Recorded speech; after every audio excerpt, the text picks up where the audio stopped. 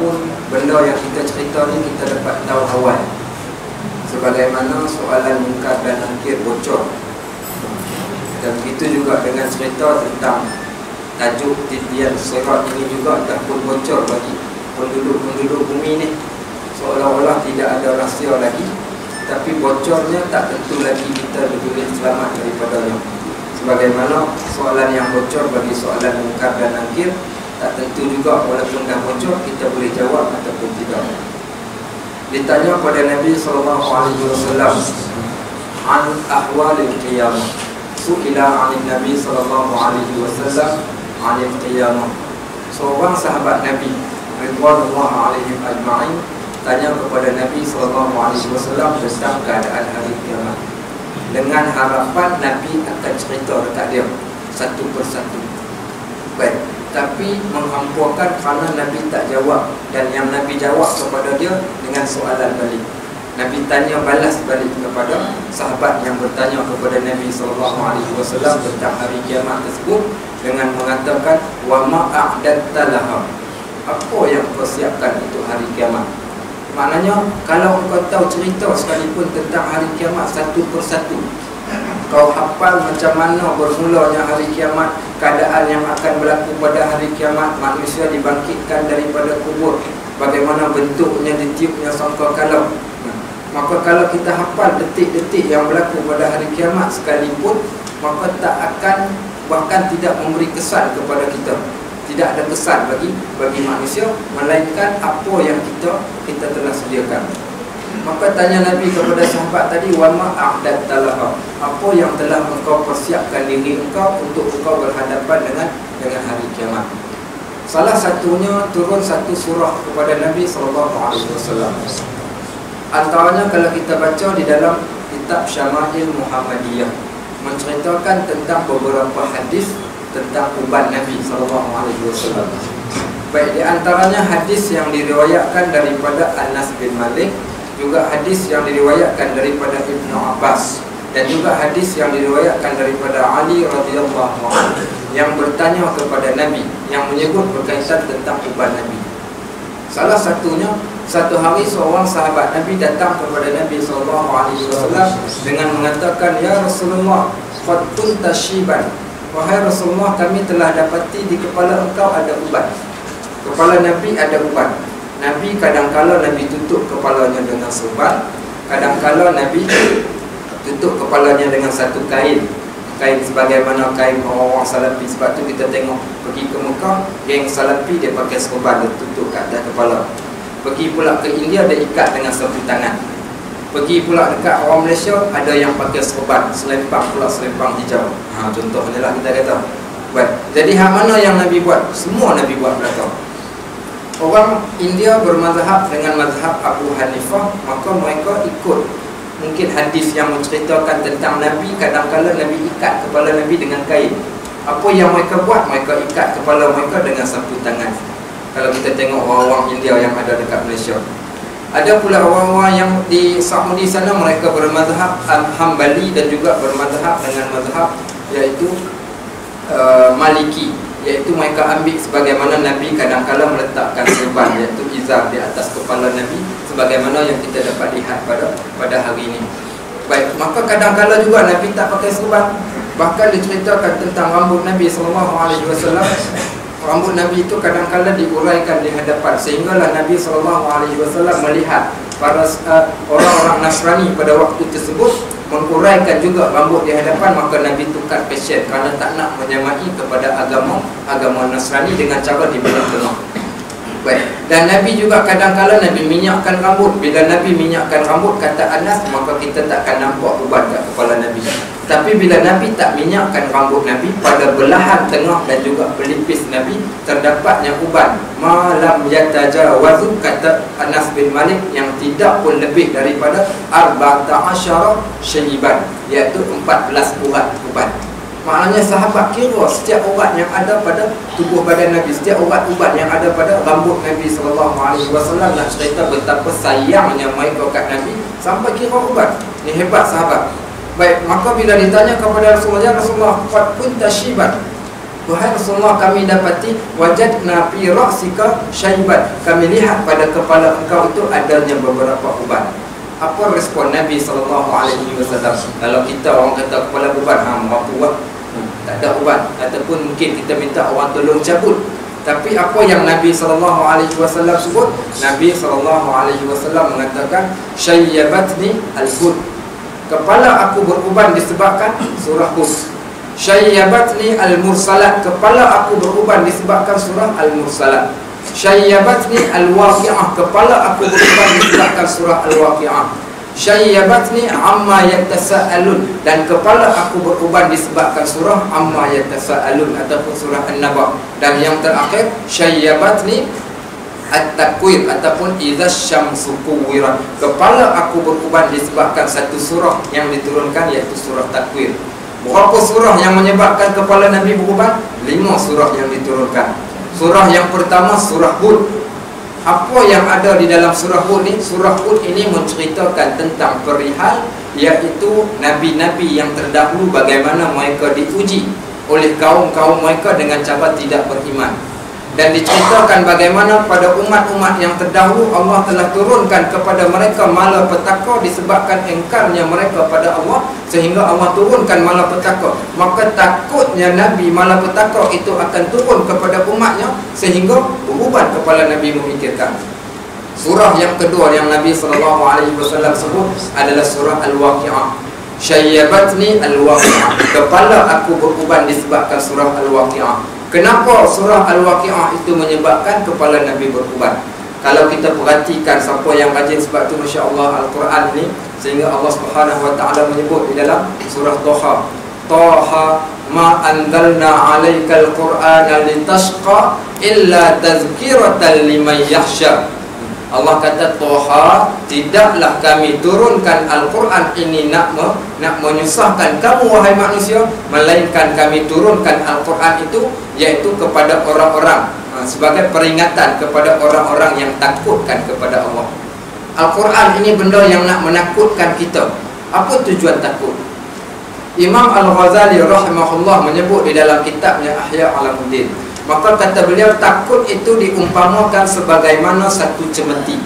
Cemeti yang digunakan ketika mana kita menunggang binatang tunggangan, maka kita gunakan cemeti untuk pukul binatang itu supaya mengikut arah yang kita nak. Jadi binatang ini bila dia takut dengan cemeti tuannya, maka dia akan patuh pada perintah Allah. Dan begitu juga sifat yang ada pada manusia, bila mana mereka takut, mereka akan patuh pada Allah. Sebab itu bila kita melihat uslub Al-Quran diturunkan dengan 2 keadaan. Yang pertama dinamakan At-Targhib, yang kedua dinamakan dengan At-Tarhib. At-Targhib ini menceritakan tentang benda-benda yang menyeronokkan. Cerita tentang syurga, cerita tentang pahala, cerita tentang hurul ain, cerita tentang benda-benda yang menyeronokkan kita. Adapun At-Tarhib menceritakan tentang benda-benda yang menakutkan. Maka tujuan takut ini supaya manusia gerun kepada Allah dan mereka menuruti perintah Allah. Dan ini yang berlaku sehingga kan ulama-ulama telah mengatakan, kalau kita buka dalam kitab-kitab tasawuf, kebanyakan ulama tasawuf akan mengatakan ilmu yang paling bermanfaat. Apakah ilmu yang paling bermanfaat kepada kita? Maka kata ulama-ulama tasawuf, ilmu yang paling bermanfaat adalah ilmu yang mendatangkan rasa takut pada Allah Subhanahu Wa Taala. Kenapa ilmu takut ini bermanfaat? Kerana dengan takut itulah akan menyebabkan kita tak berani untuk melanggar perintah-perintah yang telah diturunkan oleh Allah Subhanahu Wa Taala. Takut. Ada satu cerita, saya cerita satu kali dalam kitab Mukashifatul Qulub. Seorang perempuan miskin, seorang perempuan dia ni miskin yang teramat, ada suami sakit. Suami ni terbaring dah kat atas katil, anak-anaknya ramai. Jadi disebabkan susah yang teramat sangat, sampai ke satu tahap anak-anak menangis, nak makanan, nak makan. Tapi tak ada makanan kat rumah, tak nak terpaksa keluar daripada rumah, pergi minta sedekah dekat orang. Sampai di satu rumah orang kaya, ketuk pintu, orang kaya tu pun keluar, tengok ada seorang perempuan umur pertengahan. Tanya, apa engkau nak? Aku nak at'imuni yut'imukumullah, bagilah aku makan, anak-anak ramai kat rumah tak makan, aku orang miskin, suami sakit, kau bagi aku makan, Allah akan balas balik kepada kau. Dia tengok perempuan tu cantik, rasa geram. Lelaki jahat, apa kata dia? Boleh, tidur dengan aku bagi makan. Perempuan tu kata, minta maaf, terima kasih sajalah, aku tak sanggup balik. Sebelum nak sampai rumah ni, dengar anak ni menangis ni. Ibu ni kalau tengok anak menangis, dan anak pula menangis ni sebab lapar, sebab tak ada makanan. Jadi dia kata nak tak nak, dia kata aku patah balik pergi ke rumah lelaki tadi dengan harapan, ya Allah, aku buat ni bukan kerana nak berzina, tapi kerana tak sampai hati dengan anak nak menangis. Pergi ke rumah lelaki tu cakap, okeylah, tak apalah, aku sanggup, tapi demi untuk sesuap nasi anak aku. Masuk kat dalam rumah, waktu lelaki tu dah naik dah ke atas tubuh badan dia. Tak payah duk bayang lah, dengar cukup lah. Okey, baik. Lelaki tadi tu dah duduk kat atas badan dia, tiba-tiba badan dia menggelentar. Lelaki tu tanya dia, apa yang berlaku kepada engkau? Maka kata perempuan, Inni akhafullah, aku takut sangat-sangat ke Allah. Aku buat tapi aku takut ke Allah. Apa kata lelaki itu? Kalau engkau yang miskin takutkan kepada Allah, bagaimana dengan aku yang kaya? Patut-patut lebih lagi aku rasa takut kepada Allah. Kau ambil makanan ni, bawa balik bagi makan untuk anak bina kau. Ini cerita orang yang takut kepada Allah. Tengok bagaimana kisah pemuda-pemuda yang takut, sehingga Allah sebutkan di dalam Nabi SAW sebut dalam sebuah hadis, Sab'atun yudhilluhumullahu fi dhillih yawma la dhillan illa dhilluh. 7 golongan yang Allah akan payungi di hari kiamat kelak, hari yang tidak ada payungan melainkan payungan Allah. Antaranya syabun da'at lahum ra'atun, seorang pemuda yang diajak oleh seorang perempuan untuk melakukan zina. Farafadha, maka dia telah menolak dan dia mengatakan, inni akhafullah, sesungguhnya aku takutkan pada Allah. Kenapa manusia takut pada Allah? Kalau kita buka dalam kitab Penawar Hati, kita akan jumpa 2 sebab manusia takut kepada Allah. Sebab yang pertama, manusia takut kepada Allah kerana dia mengetahui dengan ilmu yang dia ada menyebabkan dia rasa takut. Dia mengetahui hakikat neraka yang Allah bakal sediakan kepada manusia. Kita bacakan pada bulan yang lepas bagaimana dialog di antara penghuni syurga dan penghuni neraka. Wa nada ashabun nari ashabil jannah, telah menyeru penghuni syurga kepada penghuni neraka, inna qad wajadna ma wa'adana rabbuna haqqa, kami telah dapati apa yang Tuhan kami janjikan syurga kepada kami betul-betul berlaku. Fahal wajadtum ma wa'ada rabbukum haqqa, adakah apa yang Tuhan kamu janjikan pada kamu neraka kerana kamu manusia yang derhaka itu betul-betul berlaku kepada kamu? Qalu na'am, kata penghuni neraka, ya betul, kami tahu di dunia lagi kami ini perbuatan kami menyebabkan kami masuk neraka, dan pada hari ini kami betul-betul masuk neraka. Orang yang takut, kita takkan berani buat macam tu. Maka disebabkan takut kita pada neraka, diceritakan pula tentang neraka tu, bagaimana keadaan neraka. Ya ayyuhallazina amanu qu anfusakum wa ahlikum narahi, orang yang beriman, jaga diri kamu dan keluarga kamu daripada api neraka. Kenapa kena jaga daripada api neraka? Waquduhan nas wal hijarah, kerana bahan bakar api neraka terdiri daripada manusia dan juga batu-batu. Dan juga neraka itu alaiha malaikatun ghilazun syidad, pada neraka itu adanya malaikat yang terlalu bengis, la ya'sunallaha ma amarahum, yang mana malaikat ini sama sekali tak akan melanggar perintah Allah, dia akan menjatuhkan hukuman kepada manusia. Ini keadaan neraka yang menakutkan. Tak tahulah kalau kita berani lagi. Kalaulah hari ini kita buat tawaran pada tuan-tuan yang hadir pada malam ni, kita buat tawaran, nak tak kalau, dia cerita kalau Allah bagi tawaran kat kita, nak tak kalaulah Allah kata kamu buatlah apa yang kamu nak buat kat dunia ni. Tawaran yang pertama, buat apa yang kamu nak buat kat dunia ni, kemudian bila kamu dah mati besok, kamu hanya masuk neraka 1 hari sahaja, bakinya kamu pergi masuk syurga. Sanggup terima tawaran ni? Buatlah apa nak buat kat dunia ni, nak berzina ke, nak minum arak ke, nak berpoya-poya ke, nak buat dosa ke, silakan buat. Tapi di akhirat Allah kata 1 hari masuk syurga, baki masuk neraka. 1 hari masuk neraka, bakinya masuk syurga. Tawaran pertama. Tawaran yang keduanya pula, buat baik, InsyaAllah kalau ke akhirat terlepaslah. Kalau tak terlepas, masuk neraka. Hak mana yang kita nak? Berani ambil tawaran yang pertama? 1 hari je pun masuk neraka. Siapa berani keluar sekejap lagi, tulis nama kat itu, daftar, siap-siap. Pokok siapa yang mau 1 hari untuk masuk neraka. Baik, kalau tak mau, pasal apa yang kita tak mau? Kalau kita tak mau masuk neraka ni dengan tempoh 1 hari, kenapa yang kita tak mau? Apa punca? Siapa boleh jawab, bagi jawapan kenapa yang kita tak berani ni nak masuk neraka walaupun satu hari tak ingin pun kita nak masuk neraka? Apa sebab? Siapa boleh bagi jawapan? Okey, itu jawapannya. Kerana satu hari di dalam neraka menyamai 1000 tahun, tuan-tuan. 1000 tahun kat dunia ni, satu hari kat dalam neraka. Kita hidup kat dunia 70 tahun pun dah gagah gigi luruh habis dah. Ini yang pula 1000 tahun nak duduk kat dalam neraka. Ya Allah, satu hari kat akhirat menyamai 1000 tahun ketika mana kita berada kat dalam neraka. Itu hak pertama. Hak keduanya pula, bahangnya api neraka dibakar dari bawah, maka menggelegak sampai ke kepala. Nak tahu panas tak panas, malam ni balik buka setrika nombor 3, demam dekat punggung. Tengok pasal panas macam mana. Itu panas kat dunia, belum digandakan dengan panas ketika mana kita berada di akhirat. Baik muslimin dan muslimat rahimahumullah, ini keadaan. Sebab tu ulama mengatakan ilmu yang paling terbaik adalah ilmu yang boleh mendatangkan rasa takut kepada Allah Subhanahu wa taala, dan antaranya ilmu yang berkaitan tentang akhirat. Apa yang ada dalam surah Al-Waqi'ah tadi? Allah Subhanahu wa taala sebut iza waqa'atil waqi'ah, bila mana berlakunya hari kiamat. Waqi'ah, iza waqa'atil waqi'ah. Waqa'ah ni maknanya kalau kita baling batu ni, batu tu bila bung jatuh, maka jatuh tu dia kata waqa'ah. Taqa'a ataupun waqa'ah, telah jatuh ataupun telah masuk waktu ataupun telah berlaku. Iza waqa'atil waqi'ah, bila mana berlakunya hari kiamat.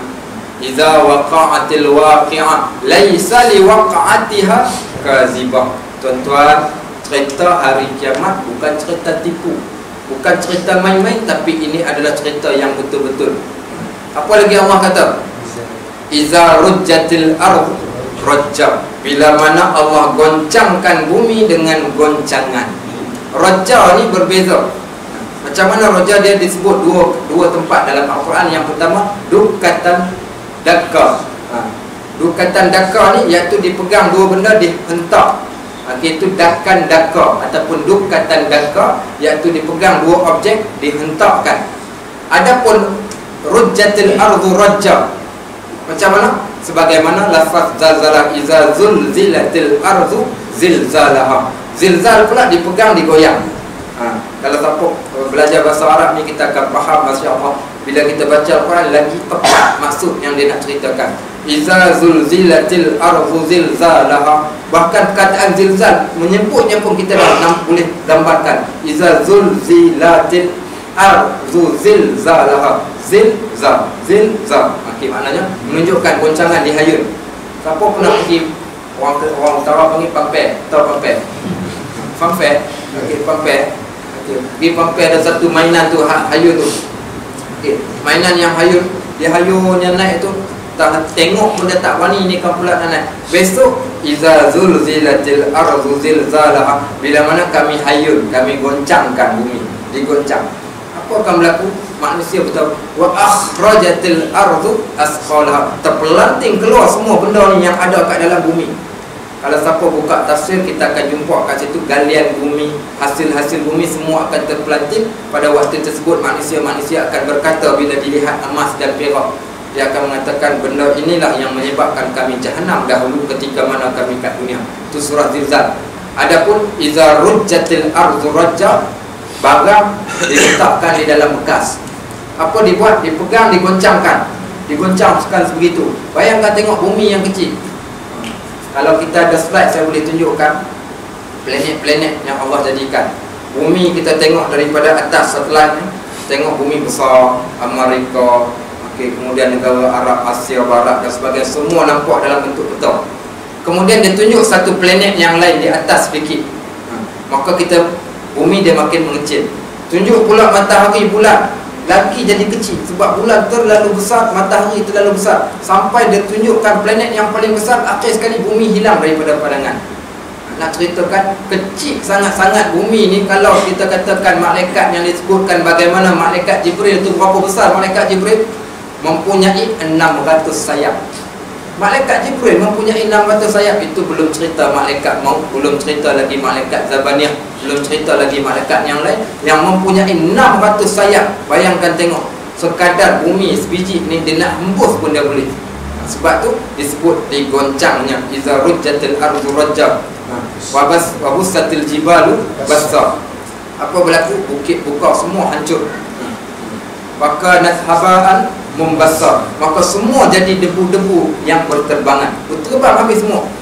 Maka ini dah ceritakan bila Nabi turunkan surah Waqi'ah kepada Nabi, kata Nabi SAW, syayyabatni al-Waqi'ah, kepala aku berubat disebabkan surah al-Waqi'ah.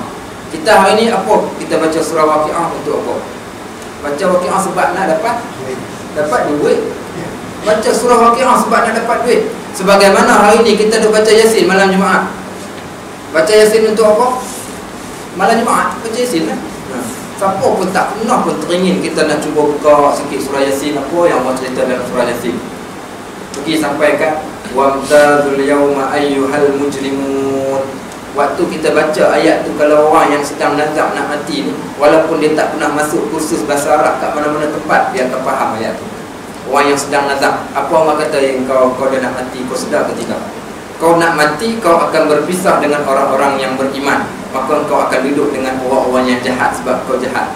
Waktu tersebut, kalau orang yang jahat tu, Yasin tadi seakan-akan menikam diri dia waktu tersebut.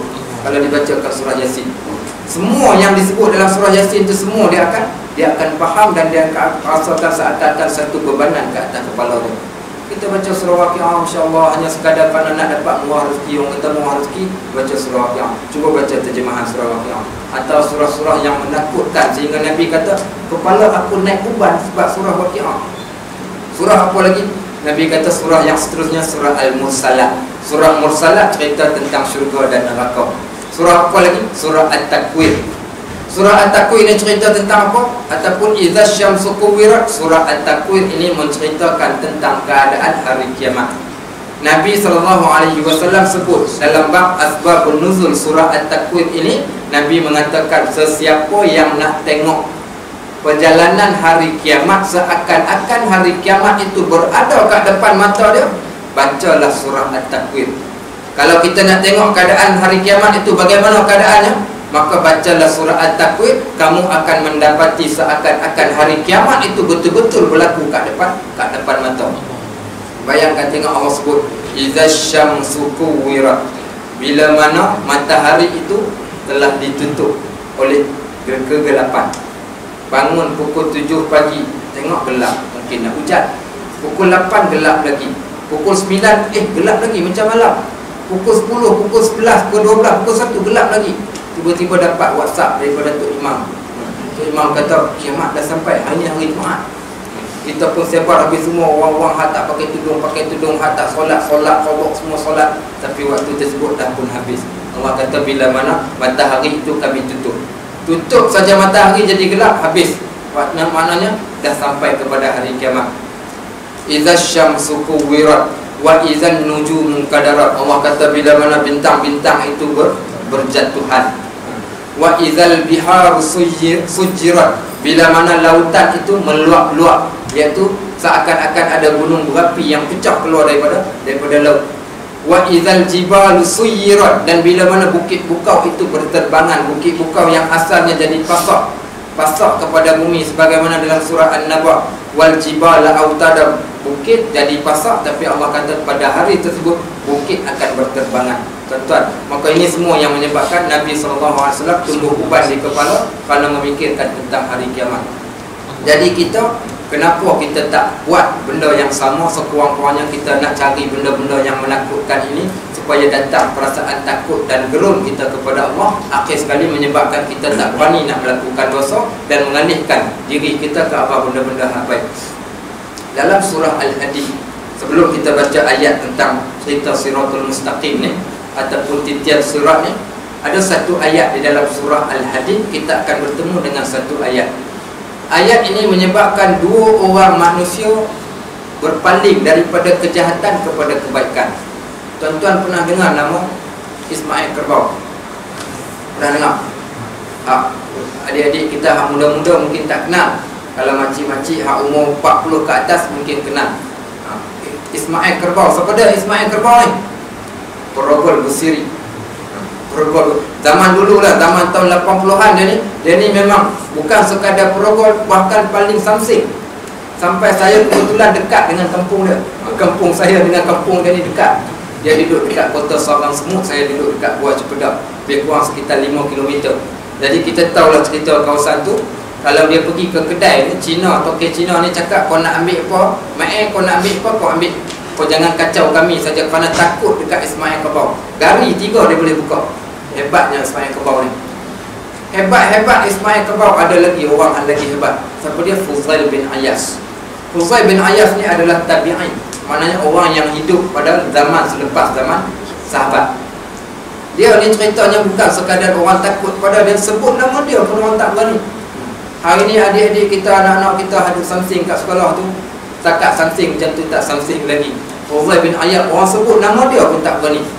Tapi nak ceritakan bila turun satu ayat, satu malam dia tengah pergi nak merompak berjalan ke atas bumbung rumah orang. Tiba-tiba tuan rumah tu bangun malam dia baca Quran. Baca apa? Alam yakni lil ladzina amanu an takhsha'a qulubuhum li dzikrillah wa ma nazala minal haq. Kalau tak salah saya lah ayat 16 ataupun 15. Boleh cek dalam surah Al-Hadid ayat 15 ataupun ayat 16. Maksudnya, hei manusia, bila kamu nak tunggu masa untuk engkau takut kepada kami? Allah kata, kau tak takut kepada kami, kau nak tunggu bila nak masa takut kepada kami? Dan apa yang kami telah turunkan Al-Quran. Dia dengar saja ayat ni, orang yang nak buat jahat, tiba-tiba dia faham. Kerana dia orang Arab, faham Al-Quran, jatuh terduduk kat atas rumah. Ya Allah, tak takut ke aku ke Allah? Orang lain tengah malam bangun bertahajud, aku tengah malam berbuat jahat. Akhir sekali sebab ayat itu dia berpaling daripada orang yang jadi berompak, perogol dan sebagainya, akhir jadi menjadi seorang yang cukup hebat di antara fuqaha yang masyhur nama dia. Asalnya orang yang jahat, tapi berpaling punca kerana satu ayat, kerana ayat itu menakutkan dia. Ini yang kita katakan Al-Quran. Sebab itu Al-Quran ni satu ubat yang paling mujarab untuk kita. Sebab tu malam ni untuk nak ceritakan tentang cerita titian sirat ini, saya tak nak ambil banyak cerita. Kalau tuan-tuan Google, saya try nak tengok apa yang diceritakan dalam Google di pasal titian sirat. Macam-macam cerita, sumber-sumber yang tidak sahih, bahkan sumber-sumber yang dhaif. Dan di sana ada juga orang yang menolak terus dalam bab perkara berkaitan tentang titian sirat ni dengan mengatakan tak wujud pun titian sirat, kerana Al-Quran tak sebut, dia kata. Maka dia kata tak wujud titian sirat ini, melainkan hanyalah cerita-cerita yang disampaikan, kerana hadis-hadisnya juga tak sampai ke tahap yang marfu. Tapi bila kita kaji, saya buka dalam kitab Al-Fitan wal Mulahim, dan kitab ni antara kitab yang paling terbaik dalam menceritakan tentang perkara bab al-ghaibiyat, perkara-perkara ghaib yang kita tak tahu tapi Allah kabarkan kepada Nabi SAW. Baik, maka kita ambil daripada situ. Tapi sebelumnya kita tengok dahulu apa yang Allah Subhanahu Wa Taala sebutkan berkaitan tentang cerita titian sirat ini dalam kitab Nihayah kitab Ibnu Katsir, kitab Al-Fitan wal Mulahim, huru-hara yang bakal berlaku di akhir zaman. Saya bacakan, dia ambil sedutan daripada surah Al-Hadid juga, ayat 12 sampai ayat yang ke-15. Apa dia maksud dia? Yauma taral mu'minina wal mu'minat. Allah sebut pada ayat yang ke-12 sampai ayat yang ke-15. Yauma taral mu'minina wal mu'minati yas'a nuruhum baina aydihim wa bi aymanihim busyrakumul yawm jannatun tajri min tahtihal anhar khalidina fiha dzalika huwal fawzul 'adzim. Yauma yaqulul munafiquna wal munafiqatu lil ladzina amanu nzuruna naqtabis min nurikum qila irji'u wara'akum faltamisu nuran faduriba bainahum bisurin lahu bab batinuhu fihi ar-rahmah wa zahiruhu min qibalihi al-'adzab yunadunahum alam nakum ma'akum qalu bala walakinnakum fatantum anfusakum wa tarabbastum wartabtum wa gharratkumul amani hatta jaa amrullahi wa gharrakum billahi al-ghurur falyawma la yu'khadhu minkum fidyatun wala minal ladzina kafaru ma'wakumun nar hiya maulakum wa bi'sal masir. Apa maksud dia? Kata Allah, pada hari engkau melihat orang-orang yang beriman, lelaki dan perempuan, cahaya mereka bersinar di depan dan di sisi kanan mereka. Ini cerita tafsir. Siapa yang buka tafsir, kita akan jumpa dalam tafsir ayat ini menceritakan waktu kita melalui titian sirat itu, gambaran titian sirat itu adalah kelam, gelap gelita, tak akan nampak satu apapun. Dan pada hari itu orang-orang yang beriman lelaki dan perempuan, cahaya akan ada kat depan, belakang, kiri dan kanan mereka. Dan dikatakan kepada mereka, hari ini ada berita gembira untukmu, syurga-syurga yang mengalir di bawahnya sungai-sungai, mereka kekal di dalamnya. Demikian itu kemenangan yang agung. Itu orang mukminin. Orang yang munafik, pada hari orang-orang munafik lelaki dan perempuan berkata kepada orang-orang yang beriman, tunggulah kami. Maknanya seakan-akan dalam satu tempat perjalanan. Dekat akhirat kelak ada satu tempat perjalanan, walaupun dia tidak namakan dalam disebut pada ayat titian siratul mustaqim, tetapi gambaran yang diceritakan pada ayat ini menunjukkan satu tempat yang dilalui oleh, sama-sama dilalui. Orang beriman melalui tempat itu, dan juga orang yang tidak beriman pun, orang munafik juga melalui tempat itu. Allahu Akbar, Allahu Akbar. Baik. Maka kata orang yang tidak beriman ini, tunggulah kami ingin mengambil cahayamu. Karena nak ikut orang yang beriman ni, orang beriman ada cahaya. Ni kita daripada mana datang cahaya kita? Daripada wuduk kita, daripada ibadat kita, daripada apa dia lagi yang menyebabkan cahaya, siapa tahu? Al-Quran. Kubur itu sempit, yang melapangkan kubur sedekah. Kubur itu gelap, yang mencerahkan kubur Al-Quran. Sebagaimana orang yang berada pada titian sirat itu gelap, yang menjadikannya cerah, ada cahaya, adalah orang-orang yang menjadikan Al-Quran pada dirinya. Ya'ti yaumal qiyamah Al-Quran syafi'un li sahibihi. Akan datang pada hari kiamat kelak, Al-Quran ini akan jadi pemberi syafaat kepada kita. Antaranya ketika mana melalui titian sirat. Karena Al-Quran itu, sifat Al-Quran adalah nur, adalah cahaya. Baik, sambungan lagi. Kata orang yang munafik, orang kafir, tunggulah kami nak ambil cahayamu. Kepada mereka dikatakan, maka kembalilah kamu ke belakang dan carilah sendiri cahaya untukmu. Apa kata orang beriman? Waktu tu boleh bercakap. Dia kata, kau pergi batang balik ke belakang, pokok ada cahaya, kau cari sendiri. Ini cahaya aku punya. Kau tak boleh dapat punya nak ikut aku, kerana cahaya ni Allah berikan kepada aku semata-mata. Baik, maka lalu di antara mereka dipasang dinding pemisah yang berpintu. Di sebelah dalam ada rahmat dan di luarnya hanya ada azab. Kemudian dipisahkan di antara keduanya bila sampai ke penghujung. Sekejap lagi kita lukis gambar aja. Baik, seterusnya yang ke-14. Orang-orang munafik memanggil orang-orang yang beriman, bukankah kami dahulu bersama kamu? Takkan dah tak boleh. Kita kan satu geng, satu Malaysia dulu. Takkan dah tak boleh. Takkanlah tak boleh bantu ramai lagi. Kita duduk sama-sama, kerja kat tempat yang sama, duduk kat satu tempat yang sama.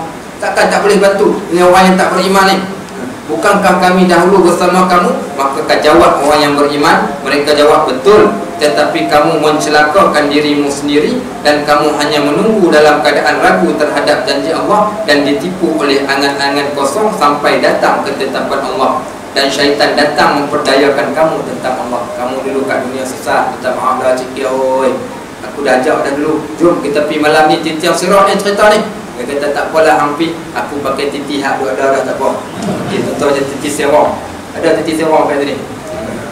Satu apa namanya, cerita titian siratul mustaqim ni bukan macam titi serong. Titi apa lagi? Melaka ada titi? Tak ada titi dah. Di Kedah banyak titi utara. Titi hayun, titi serong. Titi apa lagi? Macam-macam lah jenis titi. Jabatan ni dipanggil titi. Dipanggil titi. Baik. Maka pada hari ini tidak akan diterima tebusan daripada kamu maupun orang-orang kafir. Tempat kamu di dalam neraka, itulah tempat berlindungmu, dan itulah seburuk-buruk tempat kamu kembali. Dan inilah ayat yang dijadikan sandaran. Dan ada lagi ayat yang kita akan baca, di antaranya di dalam surah Maryam juga disebut. Antaranya kalau kita buka dalam surah Maryam, saya mulakan dahulu dengan ayat-ayat Al-Quran. Antaranya surah Maryam disebut surah Allahumma salli ala sayyidina Muhammad. Okey. Fa wa rabbika lanahsyurannahum wasyayatin thumma lanuhdirannahum haula jahannam jisiyya. Kita dengar dulu ayat Quran, jangan kita lukis. Allah kata, demi sesungguhnya Tuhan kamu akan mengumpulkan kamu semua, wahai manusia, dan juga para syaitan. Kemudian dibawa kamu berada di tempat yang berdekatan dengan neraka Jahannam. Summa lananzi'anna min kulli syi'atin ayyuhum asyaddu 'ala ar-rahmani 'atiyya. Kemudian semua orang akan jalan mengikut kumpulan-kumpulan masing-masing. Summa lanahnu a'lamu billadzina hum awla biha saliyya. Setiap orang akan melalui jalan tersebut. Wa in minkum illa wariduha kana 'ala rabbika hatman maqdiya summa nunajjil ladzina taqaw wa nadharu adh-dhalimina fiha jisiyya. Setiap orang yang melalui kat situ mereka akan bergantungan kerana teruknya, dahsyatnya keadaan perjalanan yang mereka melalui, iaitu yang berada di hadapannya adalah neraka Allah Subhanahu wa taala. Dan banyak lagi ayat yang lain, surah Al-Jasiyah menyebut, surah At-Takasur juga menyebut, dan sebagainya surah-surah yang lain yang menyebut secara tak langsung berkaitan tentang titian surah ni. Baik, kita cerita berkaitan tentang titian surah. Saya ambil satu petikan hadis, bukan petikan hadis, salah satu asar daripada Fudail bin Iyas yang menyebut, dia kata perjalanan di Sirat. Sirat ini berbentuk menaik. Dia kata perjalanan di Sirat itu memakan masa 1500 tahun. Perjalanan di Sirat, titian Sirat tu masanya 1500 tahun, tuan. Hari ni yang kita duduk kat dunia 70 tahun bersombong, bukan main lagi. 60 tahun sombong, bukan main lagi, kita lawan Allah. Sedangkan tempat yang kita nak lalu di titian Sirat ini, kita akan berada selama 1500 tahun kat sana. Dan dalam 1500 tahun ini, kata dia 500 tahun akan menaik 500 tahun, mendatarnya pula 500 tahun, dan menurunnya pula dalam keadaan 500 tahun. Ada makhluk yang melintasinya seperti kilat. Titian Sirat ni ada yang melintasinya seperti mana kilat, ada yang seperti angin, ada yang menunggang binatang korban, dan ada yang berjalan kaki, dan ada yang tidak dapat melepasinya disebabkan api neraka sentiasa menarik kaki mereka, lalu mereka jatuh ke dalam neraka. Ini keadaan pada waktu tersebut. Sebab tu kalau kita tengok ada orang yang berjalan pakai kaki, ada orang yang berjalan pakai kepala, amman yamshi mukibban ala wajhihi ahda amman yamshi sawiyan ala siratal mustaqim. Ini ayat yang cerita tentang titian Sirat. Ada orang yang melalui jalan titian Sirat itu berjalan pakai kepala. Jalan melalui titian Sirat tu pakai kepala ni. Kita dah fikir, kok mana jalan pakai kepala, dah kena berlatih dulu ke? Ini bukan soal berlatih, tuan-tuan. Allah yang menyebabkan, menjadikan kita boleh jalan pakai kaki, Allah yang sama juga menyebabkan kita boleh berjalan pakai kepala. Ya, akhirat ni berjalan pakai kepala ni boleh bayang. Tengok, tak payah fikirlah macam mana nak pakai apa lapik kepala ni, itu tak ada fikir. Nanti dia akan tahu keadaan yang sebenar. Amma yamshi sawiyan ala siratal mustaqim. Adakah sama dengan orang yang berjalan terus di atas titian siratal mustaqim, laluan yang lurus tadi?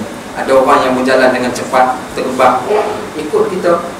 Tengok, bahkan Nabi sebut, lau ya'lamu madza fi shaffil awal, kalau kamu tahu apa yang ada pada saf pertama ni, saf pertama hadapan ni, lastahamu fi, merangkak pun kamu akan datang. Kalau kita tahu hari ini tentang amalan-amalan yang Nabi kata, kalau kamu tahu apa yang ada pada solat subuh berjemaah, kamu akan merangkak daripada rumah untuk datang solat subuh berjemaah. Kalaulah saf depan pun kita tak mau duduk, nak terbang macam mana kat titian siratal mustaqim? Kalau dah solat jemaah pun sekali-sekala saja kita buat, kita nak berdesuk kat atas angin. Bagaimana hari ni kita berdesuk kat dunia macam mana? Tak apa, aku ni macam kat dunia ni duduk berempit, tengok besok kat titian siratal mustaqim aku rempit sekali saja, siap beli tayar kan? Boleh cakap besar lah sekarang. Kau pergi besok, kau tahu macam mana keadaan dia. Ni hakikat yang berlaku, keadaan-keadaan manusia yang berlaku pada kat sana. Baik, kita ceritakan antara tempat bagaimana gambar rajah yang menyebut berkaitan tentang keadaan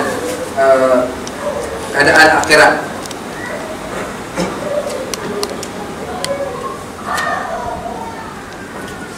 Saya drawkan ada sikit gambaran kita buat.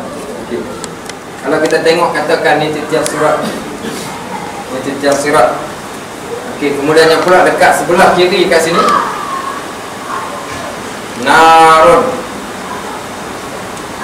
neraka. Okey. Tempat dekat sini ni,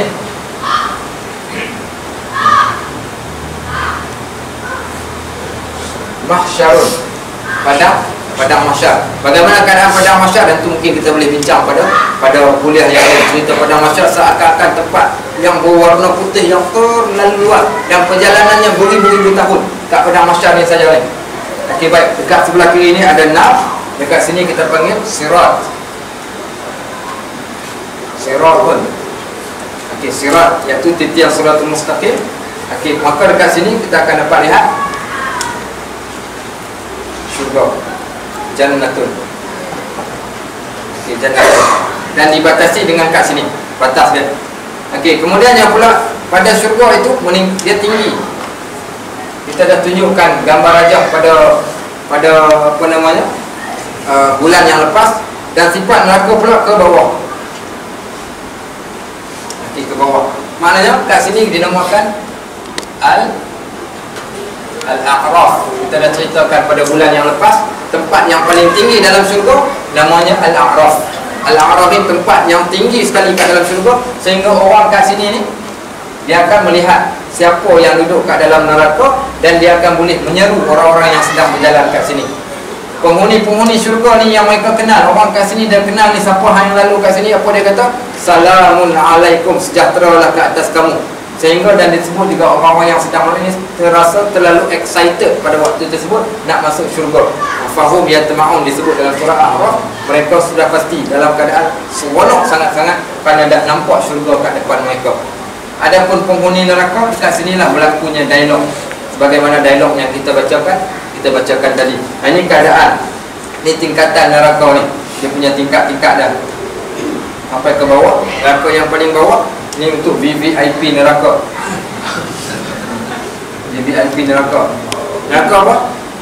Neraka wil, paling bawah. Innal munafiqin fi darkil asfali minan nar.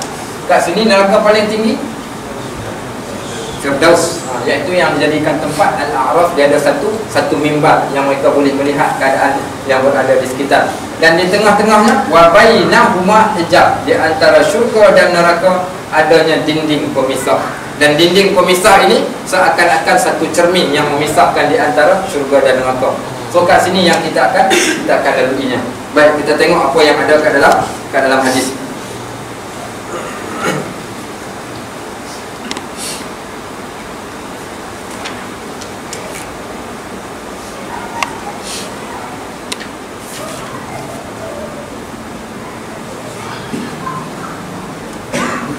Okey, baik.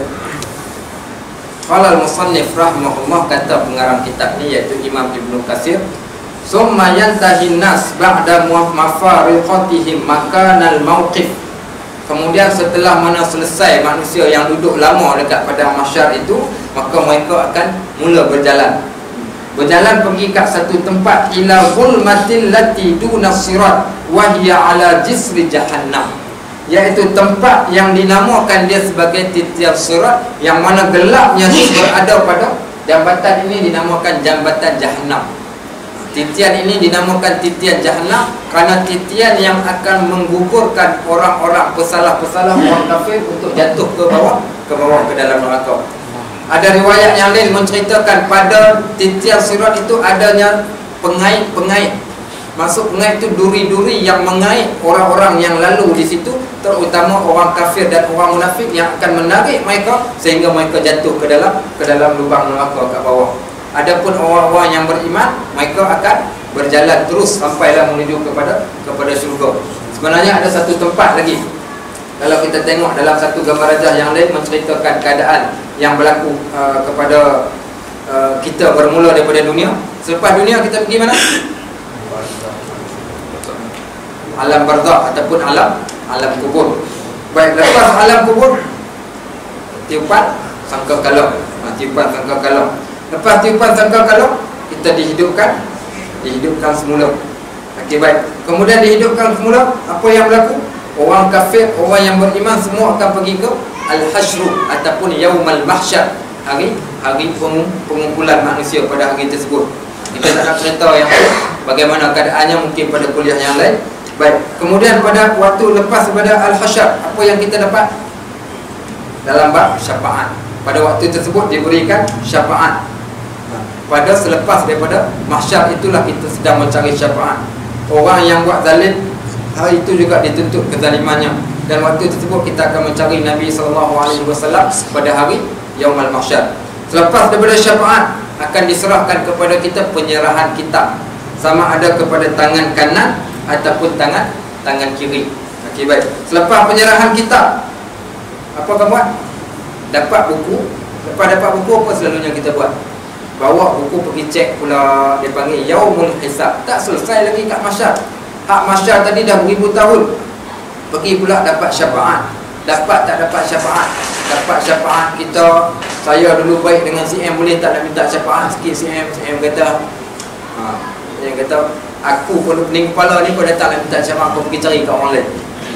Dia dah cari jumpa, ya Rasulullah, ana min ummatik, wahai Rasulullah, aku ni umat engkau. Dia diceritakan dalam hadis, kita akan jumpa Nabi.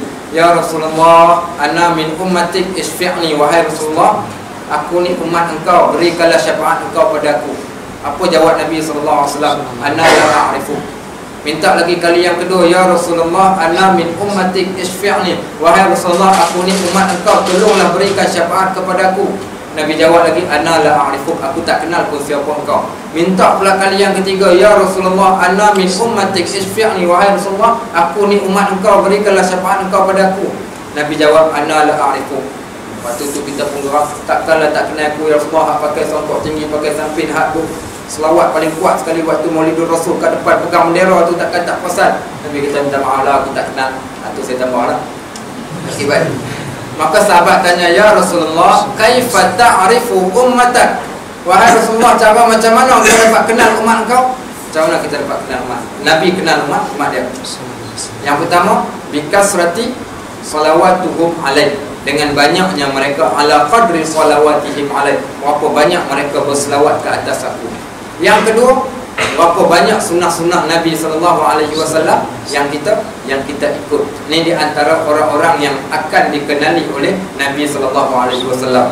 Selepas syafaat, dapat buku catatan. Dapat buku catatan tu kita dah tahu. Sebenarnya kita tahu ke mana arah kita ni, kat mana kita dah tahu. Daripada mana? Waktu nak mati lagi kita dah tahu dah ke mana tujuan kita sebenarnya. Sebab tu kita kata, ya Allah, dunia kita yang sebentar ini, sebab tu Allah kata, innamad dunya mata'un ghurur. Dunia ni seronok tapi ghurur, menipu. Banyak orang yang tertipu. Kadang-kadang tak sedar pun kita duduk lalu bersurau, dengar azan kat masjid, tak rasa apa-apa. Berapa ramai orang yang duduk kat dalam kubur minta nak kembalikan balik. Kalau boleh ditanya kepada mereka apa yang mereka nak buat, tak ada orang pun melainkan mereka minta dipulangkan. Rabbana absarna wa sami'na, wahai Tuhan kami, kami dah dengar, kami dah tengok. Farji'na na'mal solihan, tolong kembalikan balik kami kat dunia. Inna muqinun, hari ini kami yakin. Kami yakin tentang soal syurga dan neraka. Hari itu tak boleh buat apa-apa lagi. Baik, selepas hisab, timbangan. Dah dihisab dah, ditimbang pula. Okey, banyak ni kau punya, amalan kau banyak ni. Hak baiknya ada 4 kilo, hak tak baiknya ada 3 tan. Allah Akbar. RM1 ni timbangan ni, RM1 timbangan. Dan kita pun cakap, malaikat takkan tak boleh syafaat kot. Aku dulu kat dunia dulu ni aku cap dacingnya, takkan tak boleh timbangan sama macam dacing juga. Dia kata tak kira dacing-dacing, tak kira kat sini. Hak ni kita kira ni dacing, hak betul punya ni, dacing hak betul. Timbangan yang betul mengikut, iaitu sebagaimana disebut Malik Yaumiddin, dikira atas dasar agama. Mintalah macam mana waktu tersebut ditimbang amalan kita. Ada satu hadis cerita tentang Ibnu Mas'ud. Satu hari Ibnu Mas'ud ni seorang sahabat Nabi kurus. Saya tak tahulah, saya rasa saya kurus. Kurusnya Ibnu Mas'ud wallahu ta'ala alam. Ceritanya beliau antara orang yang kurus dan kecil. Satu hari dia panjat pokok. Bila dia panjat pokok ni, hadis yang sahih, cerita dia panjat pokok. Bila dia panjat pokok, terselak kain Abdullah Ibnu Mas'ud ni, nampak betis dia, sehingga sahabat semua gelak dekat dia. Ketawakan Abdullah Ibnu Mas'ud kerana kecilnya betis Abdullah Ibnu Mas'ud. Akhir sekali bila Nabi tengok sahabat-sahabat mentertawakan Abdullah Ibnu Mas'ud, apa kata Nabi respon kepada mereka? Kamu tahu ke tidak, kalaulah sekiranya ditimbang betis Abdullah Ibnu Mas'ud, maka betisnya lebih berat lagi daripada Bukit Uhud.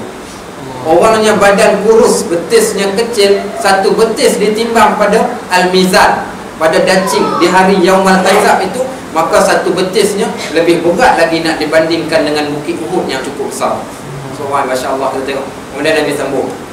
Nabi kata akan datang nanti keadaan kamu di hari kiamat berbadan gemuk gedempol, badannya besar, tetapi bila ditimbang sayap nyamuk lebih berat lagi daripada amal kebaikan dia. Tuan, ni sayap nyamuk lebih berat lagi daripada amal perbuatan yang kita buat. Lepas tu muhasabah kita kata takut. Tak tahu lagi kita kadang-kadang makan nasi sehari 3 pinggan, ya Allah.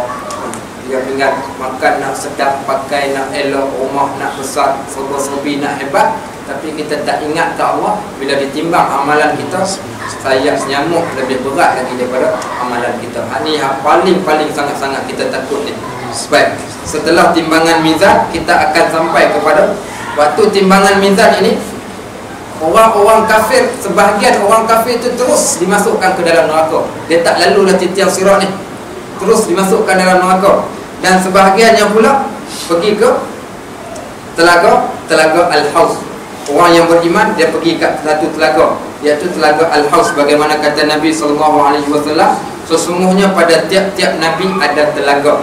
Dan bagi mereka yang berharap siapa paling banyak mengikut, iaitu yang ikut Nabi SAW, maka mereka dapat melalui telaga tadi itu untuk mendapat syafaat di situ. Hadis riwayat Tirmizi.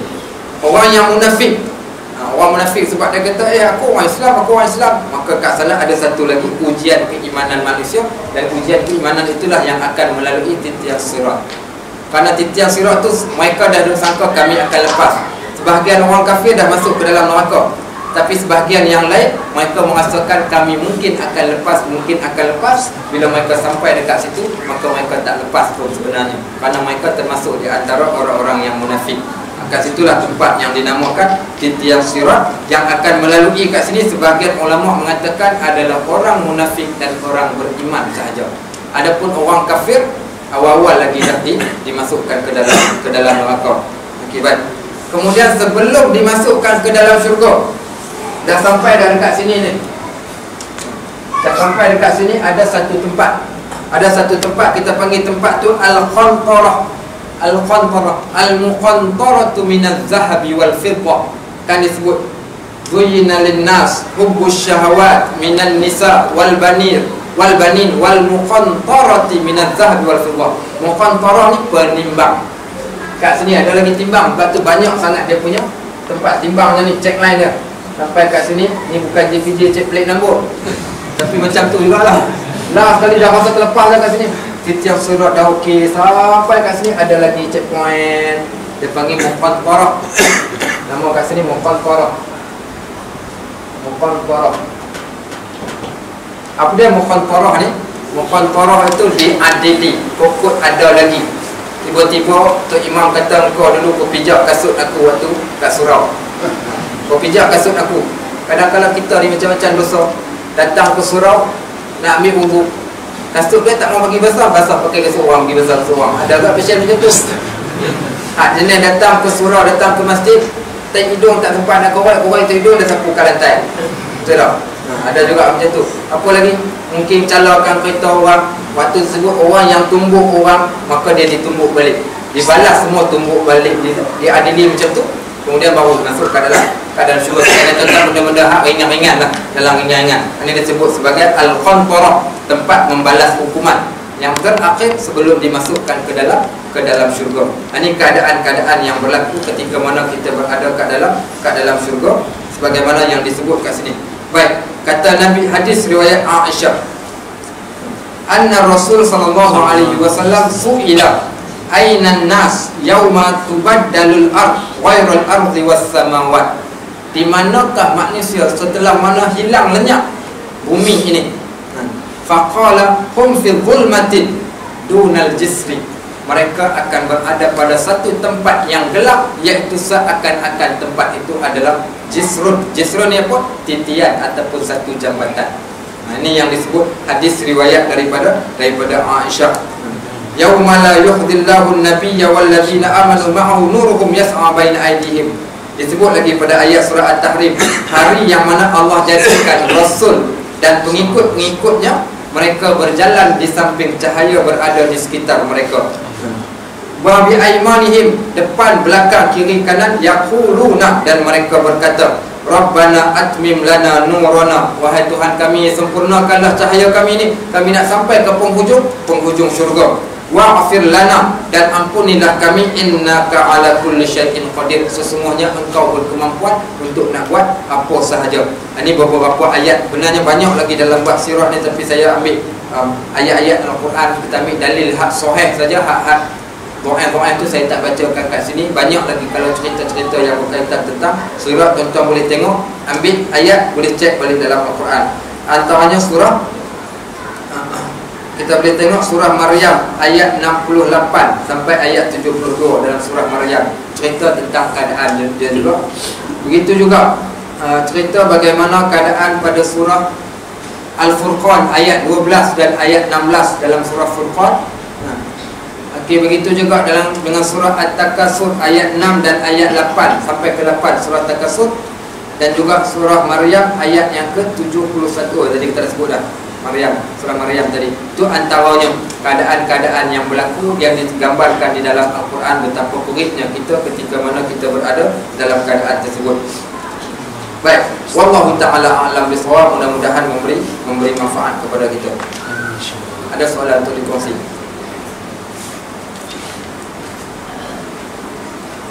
Ya. Saya soalan. Syirik kepada Allah bukan salah satu pada kesalahan. Bagaimana kalau orang tu dia takut pada manusia, takut untuk menjaga kemungkaran, takut untuk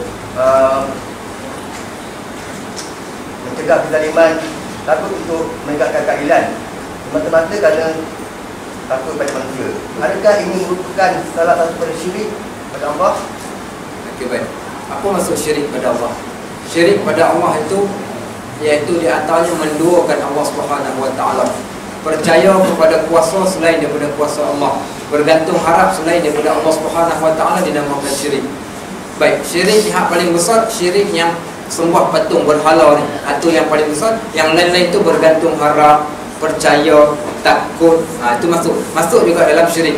Antaranya juga syirik iaitu buat amalan tapi bukan untuk Allah, tapi tujuan untuk manusia. Itu juga termasuk dalam syirik.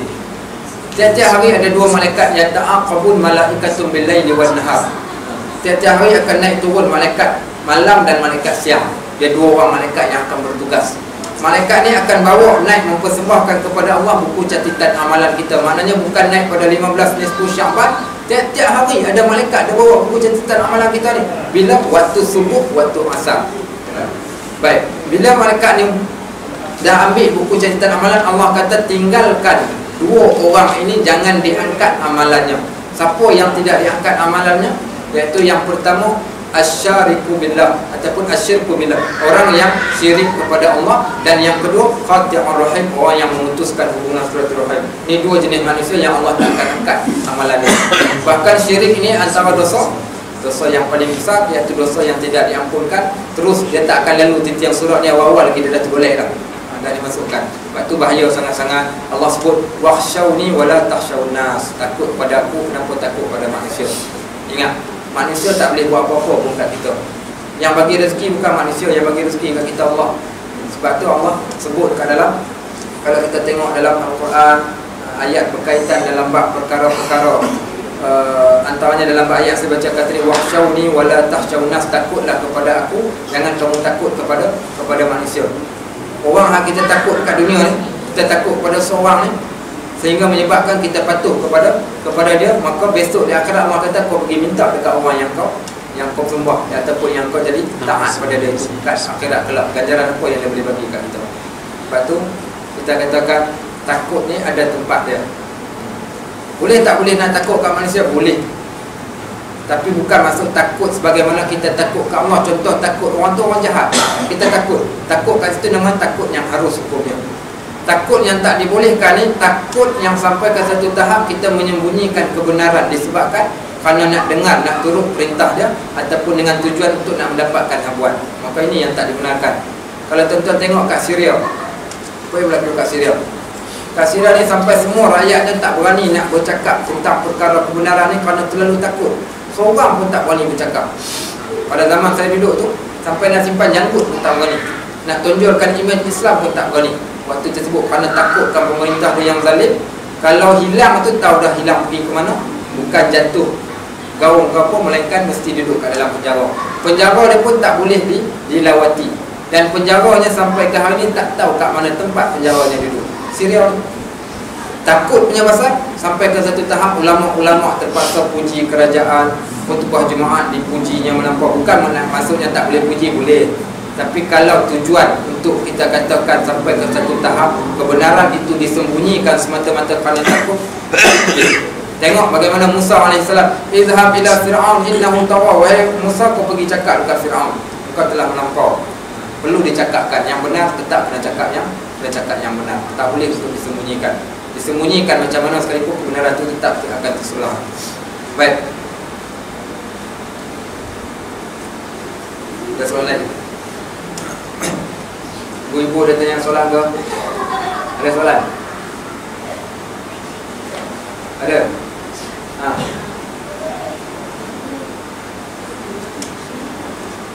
Apa dia? Petua tu adakah syirik ataupun tidak? Okay, baik. Dia pada adat. Okay, Allah tadi wa ja'alna kulla syai'in sababa fa atba'a sababa. Kami jadikan segala sesuatu itu musabbab. Okay, contoh penyembuh kepada sakit, ya Allah, tetapi Allah jadikan musabbab untuk sembuh dengan cara ubat. Petua tu antara salah satu ubat-ubatan lah, kita panggil cara-cara. Sebagaimana Nabi SAW juga, Nabi ada tak petua-petua yang Nabi bagi? Contohnya petua apa? Orang katakan petua nak bagi makanan cepat hadam supaya tubuh badan sihat, kunyah makanan sampai 40 kali. Dia ambil sebagai petua. Contohnya apa lagi? Orang kata petua nak bagi apa namanya, sihat. Contohnya minum susu. Betul, tapi benda yang memberi manfaat, maka tak ada masalah, tidaklah masuk dalam bab syirik. Hak syirik ni contoh berlaku di Perlis, satu pokok tiba-tiba keluar cecair berwarna putih. Bukan pokok getah. Jadi orang semua buka pergi kata, pelik ni pokok ni keluar darah putih. Mungkin sumpahan masuri dulu. Ada orang pergi ambil getah tu, tiba-tiba letak dekat sakit kulit, tiba-tiba jadi baik. Bila dah jadi baik, apa berlaku? Ramai-ramai pergi dah percaya kat pokok tu. Kau ambil berubat. Satu tempat dekat Pendang, Kedah, tiba-tiba keluar daripada tanah air membuak-buak. Ada orang pergi ambil minum lega, dia demam. Minum lega demam. Cerita kat orang air ni mujarab. Hal ni yang tak bolehnya. Yang ni yang percaya pada benda-benda yang boleh menyebabkan kebaikan pada kita. Tak percaya pada ubat pula macam mana? Orang kata doktor tu baik, ubat pandai. Okey, itu pada adatnya. Okey, contoh, kalau pening kepala, makanlah Panadol. Siapa yang sembuhkan, Panadol ke Allah? Allah. Tapi pada adatnya kita akan sebut Panadol, makanlah Panadol. Bila ubat kat doktor tu baik, bagus. Kita dari sifat kita tahu bukan doktor tu yang menjadikan kita sihat. Allah yang bagi. Tapi sebut tu pada adatnya, tidaklah dinamakan syirik pada waktu, tidak nama syirik. Allah nak bagi uji kat kita ni bukannya susah. Allah jadikan seorang budak cerdik. Apa dia? Adiputra. Jadikan seorang budak cerdik, kecil-kecil dah pandai math. Orang pun datang tanya mak dia waktu beranak kat dia sejuk tak? Oh, mak dia kata rasa ada tak sejuk. Okay. Makan apa waktu beranak kan dia ni? Mak dia pun cerita, saya makan tu, saya makan ni. Kita pun bila makan. Sebab nak ikut betul mak dia ni. Keluar anak tak cerdik macam tu juga. Kadang-kadang sengaja Allah jadikan macam tu, tujuan nak tengok manusia dia nak jadi kufur, nak syirik ke ataupun tidak, nak percaya budak tu. Sampai ke satu tahap orang minta dia pergi minta air kat dia pula. Sampai tahap macam tu. Bila dah sampai keadaan yang sebegitu sekali, Allah hanya sekadar hantar seorang budak saja. Itu yang kita kata banyak sangat-sangat benda-benda kita dalam tajuk Melayu. Baru ni kat taman saya tu ada budak pelajar UTM. Dia datang jumpa, dia kata, Ustaz nak tanya, Cik nak tanya, kenal tak Ustaz Najib? Saya kata, saya pun tak perasan ada apa. Minta dia datang tengok rumah kita orang. Saya tanya kenapa dengan rumah. Tak apalah, nanti kita cerita kat dia. Tak apa, saya jumpa dia nanti saya beritahu. Dia kata rumah kita orang ni ada gangguan. Gangguan apa? Ada gangguan hantu. Saya kata, nampak ke hantunya? Dia kata tak nampak. Habis tu macam mana kata gangguan? Tiba-tiba pintu bergoyang. Oh, pintu bergoyang. Lepas tu nampak ke hantu tu goyang? Tak nampak juga. Bunyi guli, ada orang main guli kat tengah laman rumah. Nampak ke guli? Tak nampak. Bunyi apa lagi? Dia kata tingkap tiba-tiba terbuka. Saya kata okey lah, nanti malam nanti saya beritahu kat Ustaz Najib, saya pergi ke rumah. Tak apa. Tiba-tiba ada orang taman dengan saya juga beritahu, dekat taman kita ni ada seorang ni pandai buat ubat macam tu, cikgu perempuan. Bila dah cerita macam tu, saya pun takkan kita nak kata tak apalah bagi saya pergi, dah kita tahu ada orang yang boleh. Dia kata bagus kan, beritahulah kat cikgu tu suruh dia pergi. Cikgu tu pun telefon, dia kata okey Ustaz beritahu kat dia orang tolong siapkan paku, tolong siapkan biji taip besi ke? Siapkan taip besi, siapkan lada hitam, siapkan beras, siapkan garam. Adalah benda yang pelik-pelik. Saya dengar macam tu, saya jadi tak sekolah. Saya cakap daripada aku bersebahat dengan dia, tak apalah baik aku pergi je lah malam ni. Saya pun cakap budak tu kata cancel. Saya pun pergi. Kita pun bukannya pandai. Pergi saya kata Ustaz Najib datang. Dia pun tengok kalau mana Ustaz Najib ni. Dia kata saya Ustaz Najib ni. Tapi waktu saya pergi tu, hamba Allah ni yang kononnya boleh berubat ni, dia pun hantar SMS dalam WhatsApp group kita orang ni. Dia pun hantar, dia kata saya dah scan daripada jauh. So dia kata rumah tu saya tahu, rumah tu ada jin yang dah beranak pinak ramai. Nak pindahkannya cukup satu benda yang cukup susah. Dia kata ada cara-cara, kami terpaksa jumpa sifu kami, nanti sifu kami boleh halau daripada jauh. Dia percaya pada benda tu. Saya pergi cakap kepada budak tu, saya kata macam ni lah, rumah-rumah ni jin ni memang ada. Masalah jin ni dia akan jadi kuat bila mana kita percaya dekat dia. Kita takut kat dia, lagi dia kuat. Saya tanya budak-budak tu, siapa yang kena cekik? Tak ada. Ustaz kena cekik. Kau pernah tak baca dalam cerita, dalam surat khabar ke, kes telah dibuang, punca mati dicekik hantu. Contohnya, pokok polis buang kes, punca mati sebab kena cekik hantu. Tak pernah. Saya kata ada tak kamu pernah jumpa seumur hidup kamu ada orang mati sebab kena cekik hantu, kena tikam dengan hantu? Tak pernah. Lepas tu nak takut apa je? Dia kata bukan takut Ustaz, seram. Okey. Baik. Saya pun baca satu hadis. Ni psikologi, kita nak bagi dia naik semangat. Budak perempuan, saya pun sebut, saya kata tengok hadis Nabi sebut. Kata Nabi, yahfazillah yahfazka. Jaga hubungan kamu dengan Allah, Allah jaga kamu. Fa iza sta'anta fasta'in billah. Kalau kamu jaga hubungan, kalau nak minta pertolongan dengan Allah. Fa iza sa'alta fas'alillah. Bila nak pohon sesuatu, pohon daripada Allah. Walau ijtama'atul jinna wal ins ala an yanfa'u. Kalau dikumpulkan jin dan manusia untuk bagi manfaat pada kamu, la yanfa'uka illa an yasha Allah. Takkan dapat manfaat melainkan Allah izin. Walau ijtama'atul jinna wal ins ala an yadhurruk. Kalau dikumpulkan jin dan manusia untuk bagi mudarat pada kamu, la yadhurruka illa an yasha Allah. Takkan dapat mudarat melainkan diizinkan Allah. Dia kata cukup yang ni, kita tahu dah Allah yang menjadikan segala sesuatu. So apa kita nak buat kalau rumah yang diganggu macam ni? Apa nak buat? Ngaji. Baca apa CC ni? Malah jemaah dah baca CC dah. CC lagi. Okay. Nak baca apa? Baca surah Al-Baqarah. Gamak malas nak baca satu surah, baca satu ayat 1 sampai 10 pun, tapi habiskan satu surah. Sebab dalam lafaz hadis kata Nabi, wala taj'alu buyutakum quburakum. Jangan kamu jadikan rumah kamu sebagai kubur. Rumah hak banyak jin ni, kes rumah dia buat kubur. Apa maksud rumah buat kubur? Rumah kosong, tak ada amalan ni. Rumah ada tempat apa, balik-balik rumah jadi apa kita buat first kali? Pegang remote.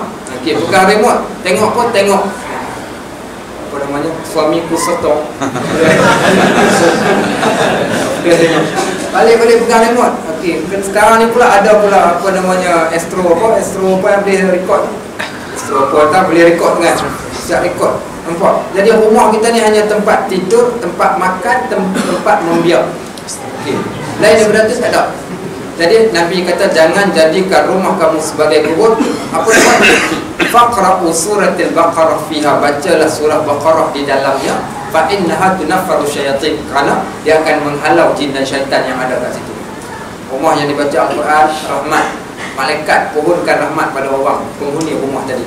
Baca apa? Nabi kata baca surah Baqarah. Ni sahabat kita, taman sebelah ni mabuk. Rumah 3 tingkat. 3 tingkat mabuk ni, mabuk juga.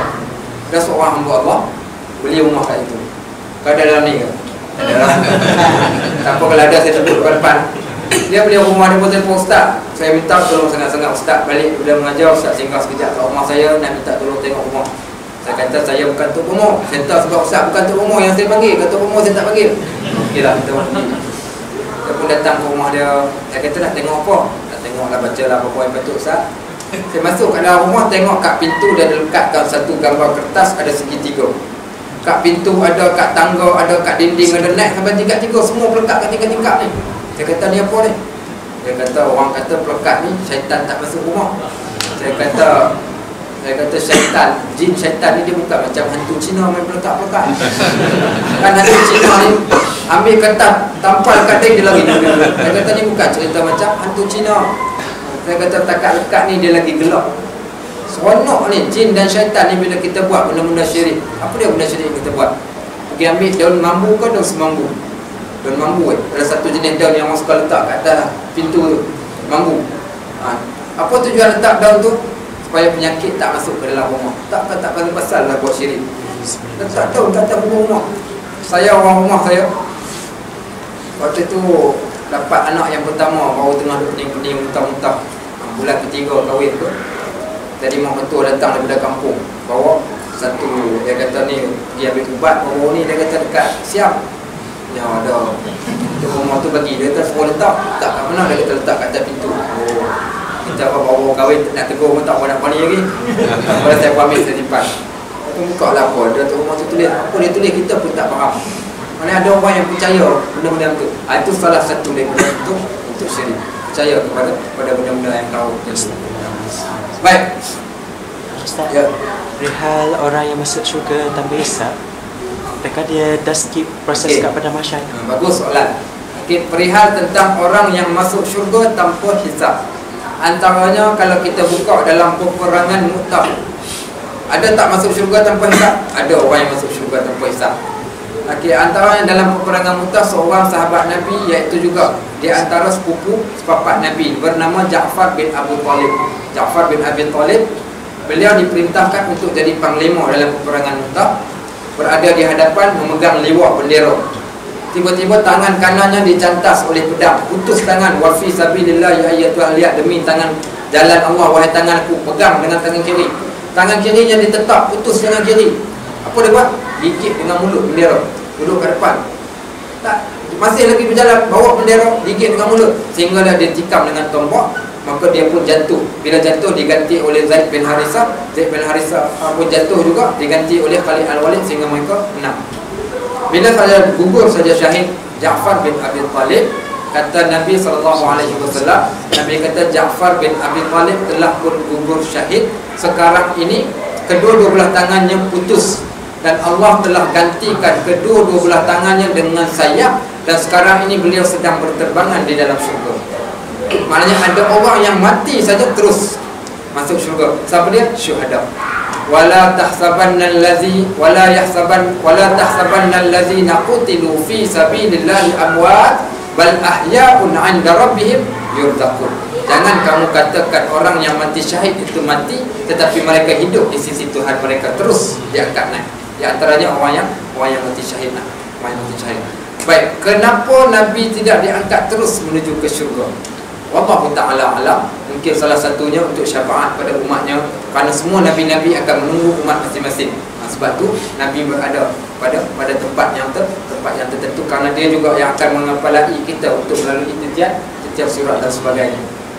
Wallahu ta'ala alam bisawab. InsyaAllah mudah-mudahan memberi manfaat. A'udzubillahi as-sami'ul 'alim minasyaitonir rajim. Alhamdulillahirabbil alamin. Wassalatu wassalamu ala sayyidil mursalin sayyidina wa maulana wa ala alihi wa sahbihi ajma'in. Allahumma ijma' hadza jam'ana jam'an marhuma wa tafarraqna min ba'dihi tafarruqan ma'suma wa la taj'al lana shaqiyyan wa la mahruma wa la matruda. Allahumma inna nas'aluka hubbak wa hubba man yuhibbuk wa 'amala alladhi yuballighuna ila hubbik waj'al hubbaka ahabba ilayna wa min ahlina wa min anfusina wa min al-ma'il baridi 'ala al-dhama. Allahumma ya arhamar rahimin, qina 'adzab jahannam, inna 'adzabaha kana 'arama, innaha sa'at mustaqarran wa muqama. Rabbana 'alaika tawakkalna wa ilaika anabna wa ilaikal masir. ربنا آتنا في الدنيا حسنة وفي الآخرة حسنة وقنا عذاب النار وأدخلنا الجنة مع الأبرار يا عزيز يا غفار يا أرحم الراحمين وصلى الله على سيدنا محمد وعلى آله وصحبه وسلم والحمد لله رب العالمين.